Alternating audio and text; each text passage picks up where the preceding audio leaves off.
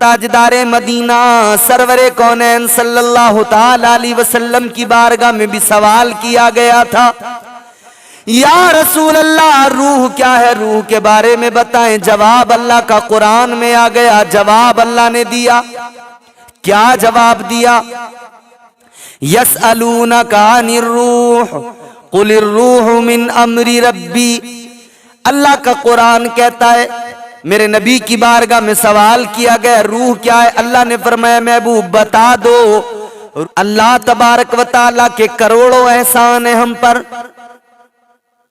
अगर एहसानात रब के याद किए जाएं, उनको शुमार किया जाए, गिना जाए, तो बंदे की औकात नहीं कि रब की अताओं को गिन सके, बंदे की औकात नहीं कि उसकी नवाजिशात को गिन सके। कितना नवाजा उसने, अल्लाहु अकबर। गौर फरमाइए, परवरदिगारे आलम रब्बे लम यज़ल व ला यज़ाल ने हमें इंसान बनाया। कितना बड़ा करम उसका। वो चाहता तो कोई कीड़ा बना देता, वो चाहता तो कोई जानवर बना देता, लेकिन उसने तमाम मखलूकात में अफजल बनाया, अशरफ का खिताब दिया, इंसान को अफजल बनाया। अल्लाह तबारक व तआला ने पहला इंसान जब दुनिया में बनाया तो आम इंसान नहीं बनाया, अल्लाह ने अपने नबी को बनाया। हजरत आदम अलैहिस्सलाम को पैदा किया, अल्लाह ने नबूवत और रिसालत से नवाजा। और उसकी शान ये है, वो जो चाहता है वो करता है, जो चाहता है जब चाहता है जैसा चाहता है वो करता है। परवरदिगारे आलम की शान यह है, अल्लाह का कुरान कहता है इन्नल्लाह अला कुल्ली शैइन कदीर। उसकी कुदरत कामिला का जवाब नहीं है, वो हर शय पर कादिर है। उसकी मर्जी के बिना पत्ता भी नहीं हिलता, और वो जब इरादा कर ले तो उसका इरादा नहीं बदलता है। उसने लफ्ज़े कुन से कायनात को वजूद बख्श दिया। उसने कहा कुन हो जा तो फिर फयकून, सब कुछ हो गया। अल्लाह तबारक व तआला ने इंसान को बनाया, हजरत आदम अलैहिस्सलाम को बनाया, नबूवत और रिसालत से नवाजा। और हजरत आदम अलैहिस्सलाम को जब अल्लाह ने पैदा किया, जब आपका मुजस्समा तैयार हुआ मिट्टी से, तो आपके जिस्म के अंदर फिर अल्लाह ने जब रूह डाली तो रूह ठहरती नहीं थी, रूह का कयाम नहीं हो सका, रूह ने कयाम नहीं किया जिस्म के अंदर, मुजस्समे के अंदर। रूह क्या है, यह भी एक सवाल है। बाज लोग सवाल करते हैं कि जी ये रूह जो है क्या है। इंसान के जिस्म के अंदर रूह ना हो तो हाथ हिल नहीं सकता, पैर उठ नहीं सकता, जबान चल नहीं सकती है, आंख खुल नहीं सकती है। हाथ चल रहा है, मुंह से आदमी खा रहा है, बोल रहा है, जबान काम कर रही है, पैरों से चल रहा है। ये रूह का कमाल है। इंसान मरता है तो क्या होता है, जिस्म से रूह तो निकलती है ना। रूह है क्या, किस चीज से बनी, किस मटेरियल से बनी। जिस्म मिट्टी से बना, पता है, अल्लाह ने मिट्टी से बनाया जिस्म को, लेकिन रूह किस चीज से बनाई अल्लाह ने, वो क्या है, उसकी हकीकत क्या है, और उसकी अहमियत तो आप बखूबी जानते हैं। आंख में नूर है, आंख देखती है, रूह ना हो तो आंख देखना बंद कर दे। कानों को अल्लाह ने कुव्वते सिमात दी है, तो कुव्वते सिमात भी तब तक काम करती है जब तक के इंसान के जिस्म के अंदर रूह बाकी है।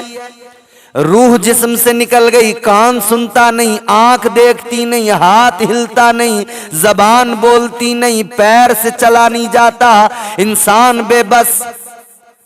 फिर उसे मिट्टी से बना हुआ जिस्म मिट्टी के हवाले कर दिया जाता है, कब्र में दफना दिया जाता है। मिन्हा खलकनाकुम व फीहा नुईदुकुम व मिन्हा नुखरिजुकुम तारतन उखरा। इसी मिट्टी से पैदा किया अल्लाह तबारक व तआला ने, इसी मिट्टी से पैदा किया। यही मिट्टी है इंसान की तख्लीक में, अल्लाह ने जमीन से ही तो मिट्टी मंगवाई। चार मुकर्रब अल्लाह के फरिश्ते, चार मशहूर फरिश्ते, हजरत जिब्राईल अलैहिस्सलाम सैयदुल मलाइका, सारे फरिश्तों के सरदार हजरत जिब्राईल अमीन, अल्लाह ने उनको मिट्टी लेने भेजा। वो जमीन से मिट्टी लेने आए मगर जमीन रोने लगी, रहम आ गया, खाली हाथ वापस चले गए।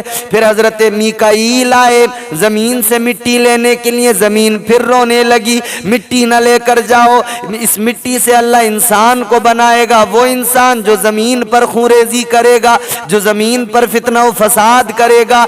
जमीन रोई, इनको भी रहम आ गया, खाली हाथ चले गए। अल्लाह ने फिर जनाब इसराफील को भेजा, वो भी आए, जमीन रोई, खाली हाथ चले गए। और आखिर में हजरत इजराइल अलैहिस्सलाम आए, जिनको मलकुल मौत कहा जाता है। उन्होंने जमीन का रोना नहीं देखा, जमीन का गिड़गिड़ाना नहीं देखा, मिट्टी उठाकर अल्लाह की बारगाह में पहुंच गए। अल्लाह ने फरमाया तुम मिट्टी लाए हो, क्या जमीन नहीं रोई? कहने लगे परवरदिगार जमीन तो रोई मगर मैंने तेरे हुक्म को देखा, जमीन के रोने को नहीं देखा। मैंने जमीन के रोने को नहीं देखा परवरदिगार, तेरे हुक्म को देखा। अल्लाह तबारक व तआला ने फरमाया तुम मिट्टी लेकर आए हो, मिट्टी से इंसान बनेगा, फिर बाद में इसी इंसान को फिर मिट्टी में मिलाया जाएगा, इसके जिस्म से रूह निकाली जाएगी, वो ड्यूटी भी तुम्हारी लगेगी। आज मिट्टी तख्लीक के लिए तुम लाए हो, कल मिट्टी में मिलाया जाएगा, जिस्म से रूह भी तुम ही निकालोगे। अल्लाह ने ड्यूटी उन्हीं को दे दी, उन्हीं को मलकुल मौत कहा जाता है। हजरत इजराइल अलैहिस्सलाम मलकुल मौत, वही रूह जिस्म से निकालते हैं। मेरे अजीजों गौर करो, अल्लाह ने जिस्म में हजरत आदम अलैहिस्सलाम की रूह डाली। रूह क्या है? मेरे आका नबी अकरम ताजदारे मदीना सरवरे कौनैन सल्लल्लाहु ताला अलैहि वसल्लम की बारगाह में भी सवाल किया गया था, या रसूल अल्लाह रूह क्या है, रूह के बारे में बताएं। जवाब अल्लाह का कुरान में आ गया, जवाब अल्लाह ने दिया। क्या जवाब दिया? यसअलूनका अनिर रूह कुलिर रूह मिन अमरी रब्बी। अल्लाह का कुरान कहता है, मेरे नबी की बारगाह में सवाल किया गया रूह क्या है। अल्लाह ने फरमाया महबूब बता दो, रूह जो है वो अल्लाह का हुक्म है, अमरे रब है। रूह एक नूर है, एक उजाला है, रोशनी है। आप अपने घरों के अंदर रोशनी करते हो, उजाला करते हो, वो उजाला फैलता तो हर जगह है मगर पकड़ में नहीं आता। रोशनी को कैद नहीं किया जा सकता है, पकड़ में नहीं आती है। इसी तरह से रूह है, नूर है, एक रोशनी है, जिस्म के अंदर है। जब तक है तब तक जिस्म में हरकत है, जब तक रूह है दिल धड़क रहा है, जब तक रूह है हर चीज काम कर रही है। रूह निकल गई, हर चीज काम करना छोड़ देती है। इंसान गौर तो कर, अल्लाह ने क्या क्या तुझे दिया है। रूह जिस्म में डाली तो फिर हर जिस्म का हर हिस्सा, हर उज़्व काम करने लगा। अल्लाह के एहसानात देखो यार, अल्लाह ने रूह जिस्म में डाली है। जिस्म का और रूह का रिश्ता कितना करीबी, एक दूसरे से अलग हो तो इंसान का वजूद ही खत्म हो जाता है, उसे फिर मौत आ जाती है, मर जाता है। और जब तक रूह है वो जिंदा है। एक जिंदगी ये है। अल्लाहु अकबर कबीरा। जिस्म के अंदर रूह, हजरत आदम अलैहिस्सलाम के जिस्म में जब अल्लाह ने रूह को डाला, ठहरी नहीं, रूह ने कयाम नहीं किया, बाहर निकल आई। दूसरी मर्तबा डाला, फिर भी नहीं ठहरी। अल्लाह ने फरमाया रूह तू ठहरती क्यों नहीं है, कयाम क्यों नहीं करती? कहने लगी परवरदिगार, जिस जिस्म के अंदर, जिस वजूद के अंदर तू मुझे डाल रहा है मौला, इसके अंदर अंधेरा है, इसके अंदर अंधेरा है या अल्लाह, इसके अंदर इतना अंधेरा है कि मैं रुक नहीं पा रही हूं। अल्लाह ने फरमाया अच्छा। अल्लाह तबारक व तआला ने उस अंधेरे को दूर करने के लिए हजरत आदम अलैहिस्सलाम की पेशानी में नूरे मुस्तफा रख दिया। हजरत आदम अलैहिस्सलाम की पेशानी में मेरे आका का नूर आया, पूरा मुजस्समा मुनव्वर हो गया, पूरा वजूद मुनव्वर हो गया। फिर जब अल्लाह ने रूह को डाला तो रूह हजरत आदम अलैहिस्सलाम के जिस्म के अंदर पहुंची। अल्लाहु अकबर। फिर ठहर गई, कयाम किया उसने। हजरत आदम को छींक आई। जब छींक आई तो सबसे पहला जबान पर जो कलमा आया, सबसे पहला लफ्ज जो आया वो आया अल्हम्दुलिल्लाह। जबान पर पहला लफ्ज अल्हम्दुलिल्लाह, अल्लाह की तारीफ। सबसे पहला जबान पर हजरत आदम अलैहिस्सलाम की जो लफ्ज जो कलमा आया वो अल्हम्दुलिल्लाह, ये कलमा आया। और फिर अल्लाह ने जब कुरान नाजिल किया, आखिरी किताब जो मेरे हुजूर पर अल्लाह ने कुरान नाजिल किया, उसकी इब्तिदा भी सूरह फातिहा से हुई, अल्हम्दुलिल्लाह लफ्ज से हुई। अल्हम्दुलिल्लाहि रब्बिल आलमीन। तमाम तारीफें परवरदिगार के लिए, उस रब के लिए जो तमाम आलमीन का रब है, तमाम जहानों का खुदा है। ये शान है परवरदिगार की। और मैं बार बार वो शेर पढ़ता हूं, मुझे बड़ा पसंद है। और मेरे बहुत सारे अहबाब, बहुत सारे दोस्त ऐसे हैं जो मुझसे बार बार फरमाइशें भी करते रहते हैं, हजरत वो शेर जरूर सुनाएं, पसंद आता है। गर्दिश में कहां उसके मुकद्दर का सितारा हो, जिसको मयस्सर तेरी रहमत का सहारा। तन्हा है, अकेला है, तू यकता है, अहद है, गैरत तेरी करती नहीं शिरकत को गवारा। हक ये है कि तुझ बिन कोई माबूद नहीं है तेरे सिवा कौन मददगार हमारा।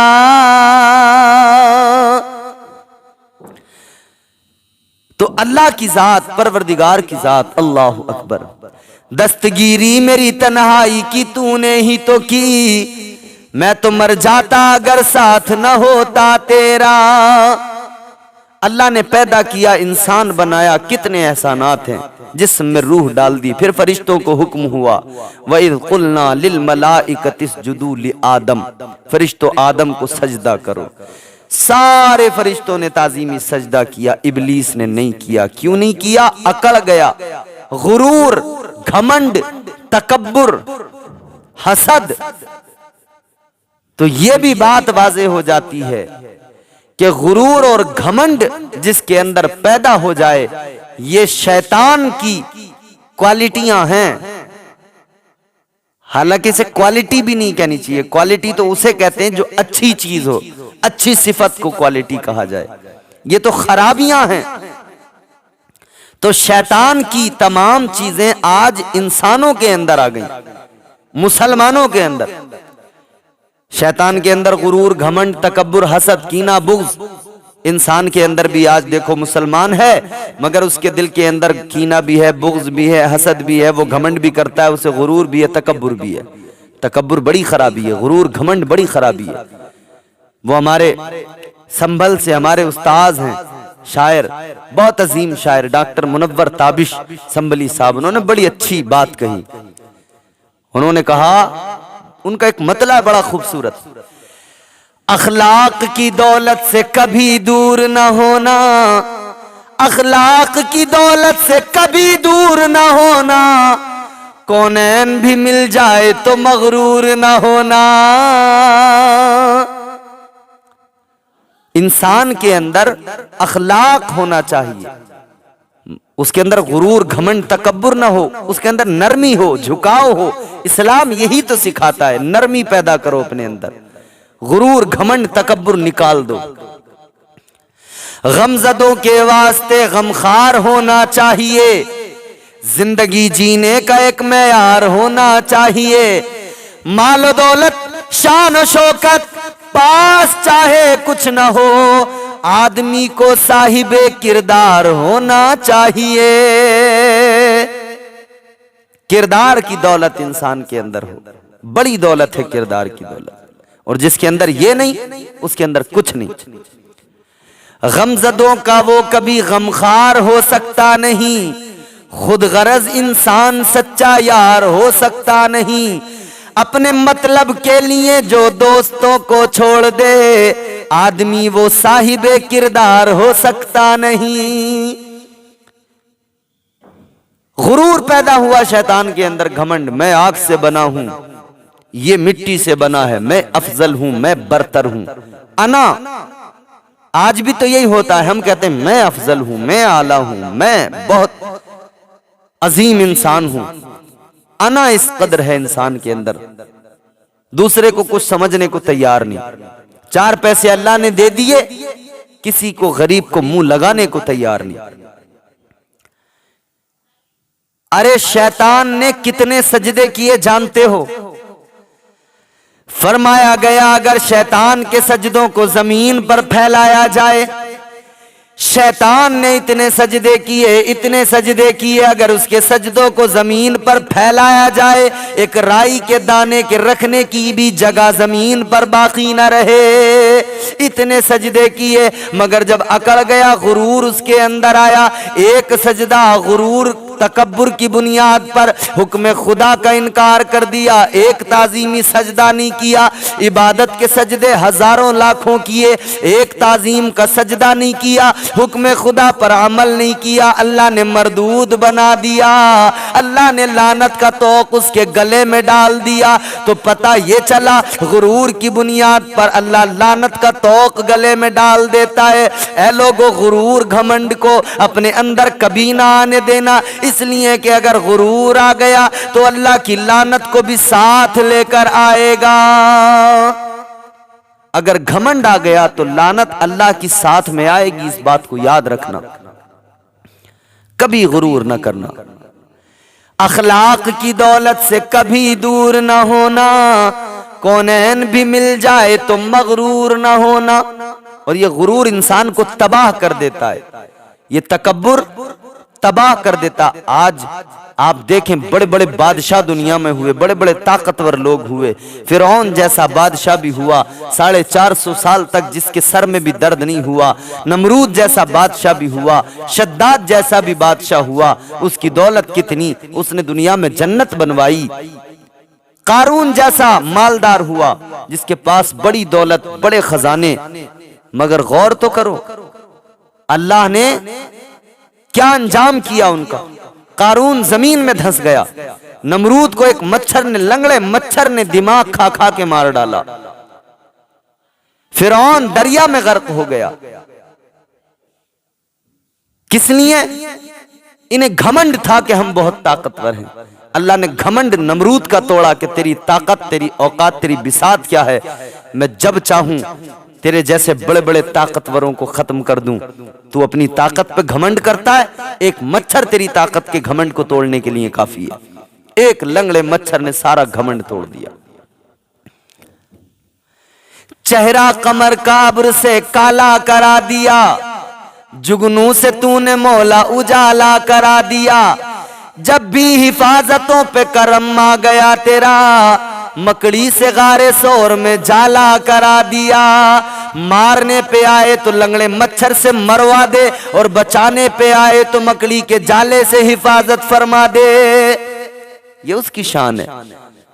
मगर जो अकड़ता है, अल्लाह उसे जलील कर देता है। अल्लाह अकड़ने वाले को रुस्वा कर देता है, जलील कर देता है। लानत उस पर अल्लाह की आती है। नमरूद को एक मच्छर से अल्लाह ने, तू अकड़ेगा? अरे कितनी ताकत रखते हो? कोई इंसान कितनी ताकत रखता है, क्या कर सकता है, औकात क्या है इंसान की? मिट्टी से पैदा होने वाला इंसान अपने आप को न जाने समझता क्या, मगर इसकी औकात क्या है। अल्लाह तबारक व तआला ने फरमा दिया कुरान मजीद के अंदर, अल्लाह ने ऐलान कर दिया, या माशरल जिन्नि वल इंसी इन इस्ततातुम अन तनफुदू मिन अक़तारिस समावाति वल अर्द फनफुदू ला तनफुदूना इल्ला बिसुल्तान। अल्लाह ने ऐलान कर दिया, चाहे जितना जोर लगा लो, सारे इंसानों को जमा कर लो, दुनिया के सारे जिन्नात को जमा कर लो, फिर पूरी ताकत लगा लो, जितना जोर लगाना है लगा लो, मगर याद रखना जहां भी जाओगे अल्लाह की ताकत का नजारा करोगे, अल्लाह की कुदरत देखोगे, अल्लाह की ताकत के जलवे देखोगे। किसी में औकात है जो परवरदिगारे आलम से टकराए, अल्लाह से टकराने की हिम्मत को जसारत रखता है। नमरूद ने तो कहा था मैं रब के साथ जंग करूंगा। हजरत इब्राहिम अलैहिस्सलाम ने दावत हक दी उसे। वो कहने लगा मैं तुम्हारे किसी खुदा को नहीं मानता, मैं खुद खुदा हूं, और अगर तुम कहते हो तुम्हारा कोई खुदा है, तुम किसी आसमानी खुदा को मानते हो, तो मैं उस खुदा से ऐलान जंग करता हूं, मैं उससे जंग करूंगा। खुदा से जंग करने का ऐलान कर दिया। अब इसने क्या किया, ऐसे मौके पे शैतान बड़ी जल्दी आता है। इसने ये सोच रहा है कि कैसे मैं जंग करूं, मुझे आसमान की बुलंदियों पे जाना है, अल्लाह से जंग करनी है। हालांकि अहले सुन्नत वल जमात का अकीदा यह है कि अल्लाह हर जगह मौजूद है। बाज लोगों का नजरिया और अकीदा यह है कि अल्लाह आसमानों पर है। शायद नमरूद भी यही नजरिया रखता होगा उस वक्त में कि इनका खुदा आसमानों पर है। उसने कहा मैं उस खुदा से जंग करूंगा। 2 गिद्ध पाले गए। शैतान ने आइडिया दे दिया, गिद्ध पालो, बड़े बड़े गिद्ध पाले गए। गिद्ध पाले गए, बड़े बड़े गिद्ध, बहुत खिलाया पिलाया, उन्हें तैयार किया, ताकतवर।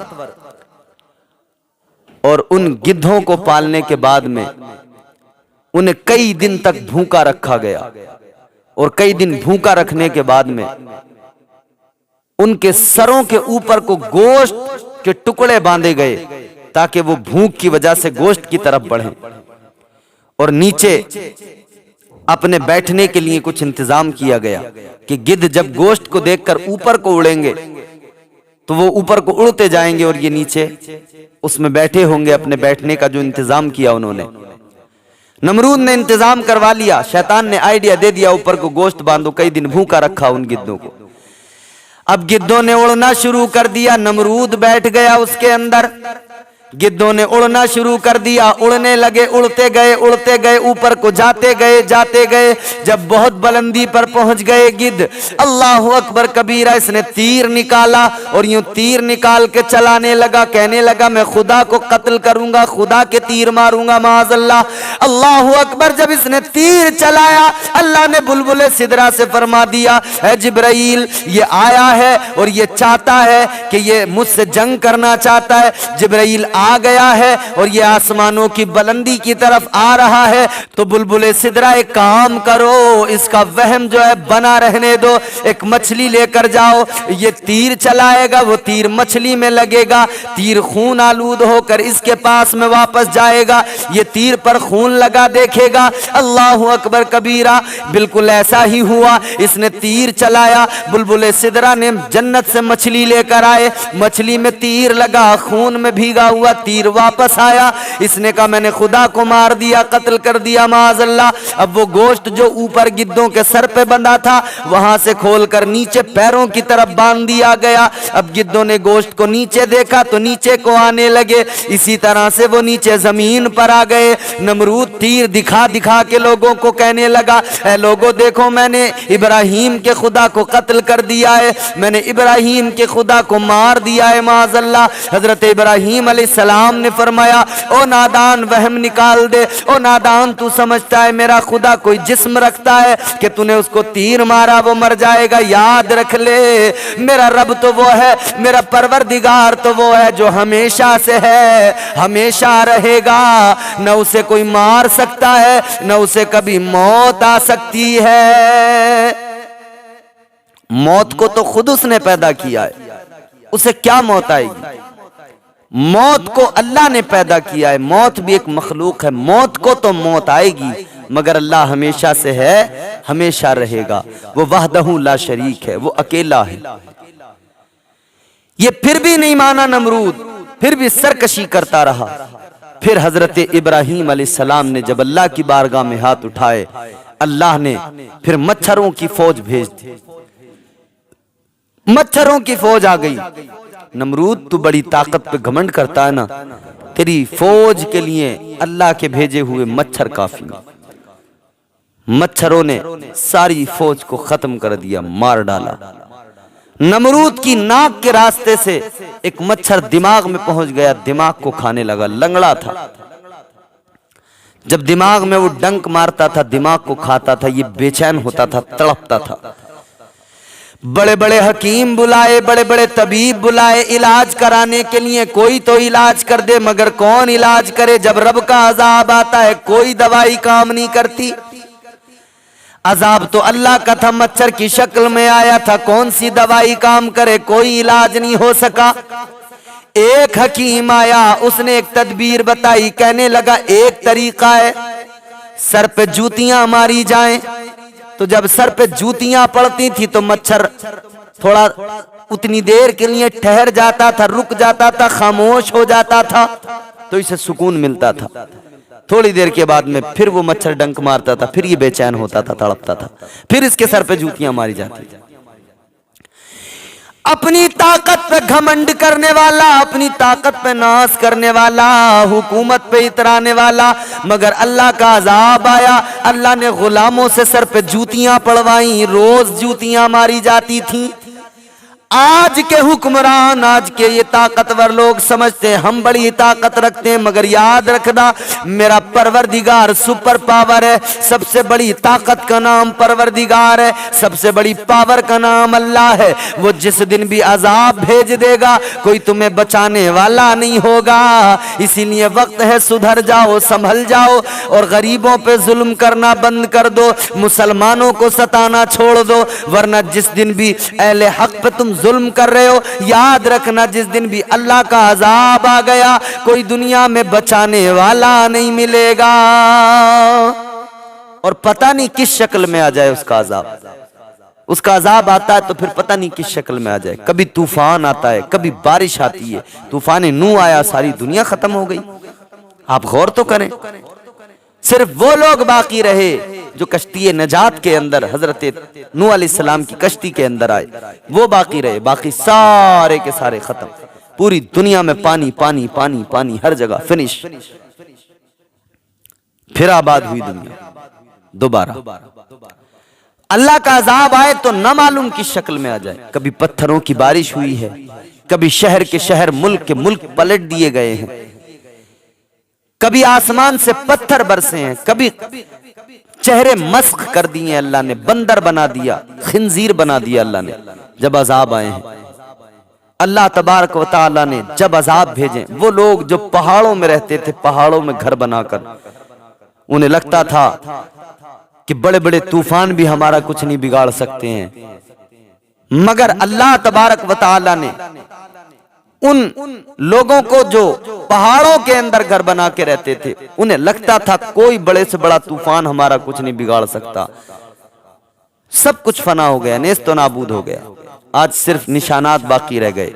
इबरत के लिए निशानात हैं वो, कि बंदा उनको देखकर समझे, इबरत हासिल करे और अल्लाह को याद करे, रब को राजी करे। अल्लाह का अजाब पता नहीं कब किस शक्ल में आ जाए। तूफान आ जाए, मच्छरों की फौज आ जाए। अल्लाह से मुकाबला करने चला था ये नमरूद। ऐसा नहीं कि इसके बाद में ये हिमाकत किसी ने नहीं की, इसके बाद में भी ये हिमाकत की है लोगों ने। अबरहा नाम का बादशाह था, काबे को ढाने आ गया, हाथियों का लश्कर लेके आया।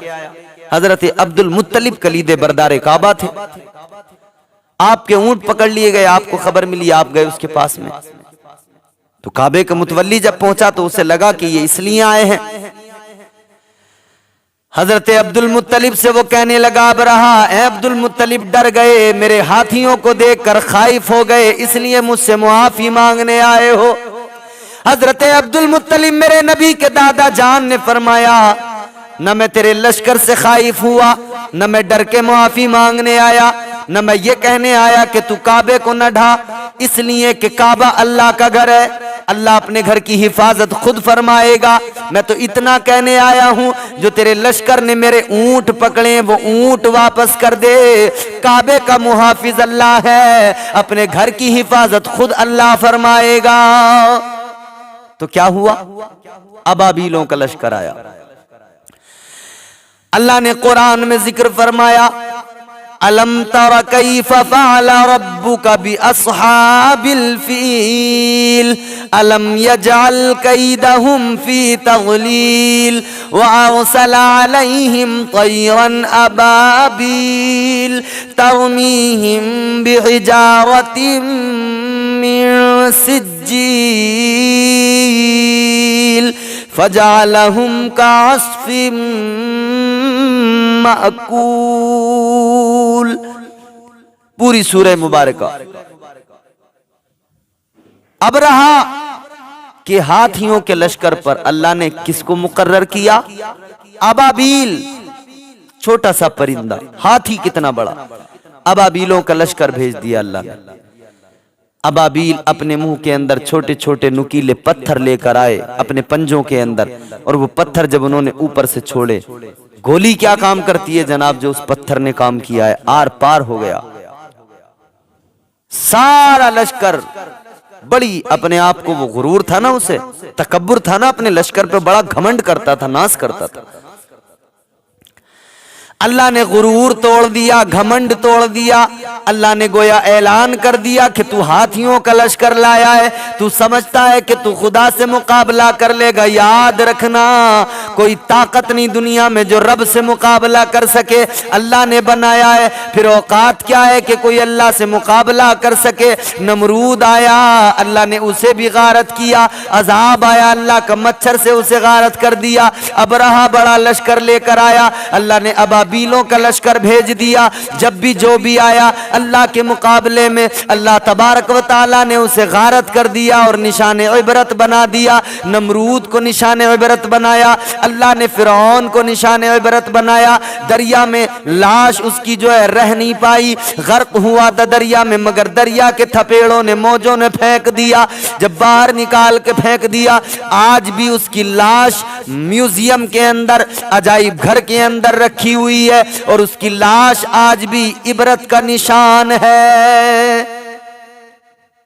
आप गूगल पर सर्च कर लें, इंटरनेट पर सर्च करके देख लें, फिरौन की लाश रखी है, खराब नहीं हुई, गली नहीं, सड़ी नहीं।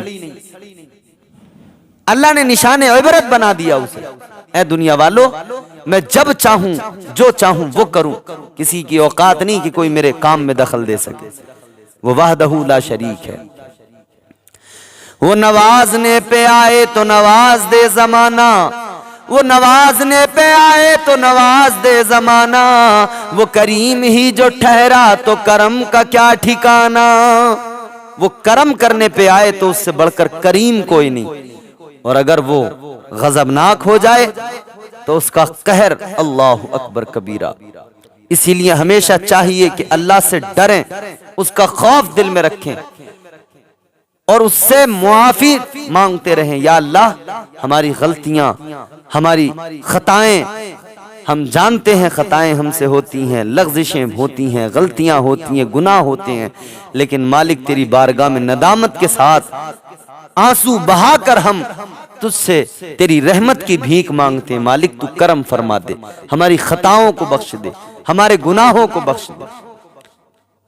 हमेशा डरें अल्लाह के गजब से, अल्लाह के खौफ से डरें। आज तो लोग निडर होते जा रहे हैं, लोगों ने दिलों से अल्लाह का खौफ गोया निकाल दिया, निडर होते जा रहे हैं। ऐसे निडर हो गए, गुनाह की तरफ तेजी से बढ़ते चले जा रहे हैं लोग। आज दुनिया के अंदर जुओं के बड़े बड़े अड्डे बना लिए, वीआईपी कल्चर में शामिल कर लिया। वीआईपी कल्चर के को अहमियत देने वालों, और इस कल्चर को तुम जो है बहुत उम्दा समझने वालों, याद रखना, ये जब सांसें रुक जाएंगी, सब सांसों का खेल है, तब तुम्हें पता लगेगा कौन सा कल्चर अच्छा था, कौन सा वीआईपी था और कौन सा गलत था। जिसे आज तुम वीआईपी समझ रहे हो, दर हकीकत ये कल्चर तुम्हें जहन्नम में पहुंचने का रास्ता दिखाता है, और दिखाते नहीं, उस रास्ते पे खड़ा कर देता है। तो जहन्नम से खुद को बचाएं भाई। अल्लाह तबारक व तआला ने अच्छा और बुरा दोनों रास्ते सामने रखे हैं, फिर अक्ल दी है, सोचने समझने का मादा दिया है। अब बंदे को फैसला करना है, तय करना है कि मुझे अच्छे रास्ते पे जाना है या इस गलत रास्ते पे जाना है। ये फैसला खुद को करना है।